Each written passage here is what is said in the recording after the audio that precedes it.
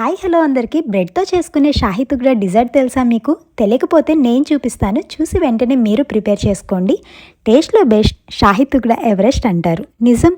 సరే సోదాపి మ్యాటర్కి వచ్చేస్తా.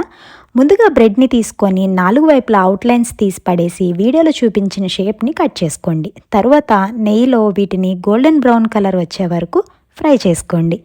నెయ్యి లేకపోతే ఆయిల్లో అయినా ఫ్రై చేసుకోవచ్చు, కానీ నెయ్యితో చేసినంత టేస్టీగా అయితే ఉండదు. తరువాత అదే ప్యాన్లో కొన్ని పాలు పోసి ఆ పాలన్నీ కోవాలా దగ్గరికి అయ్యేంత వరకు దగ్గరుండి కలుపుతూనే ఉండండి.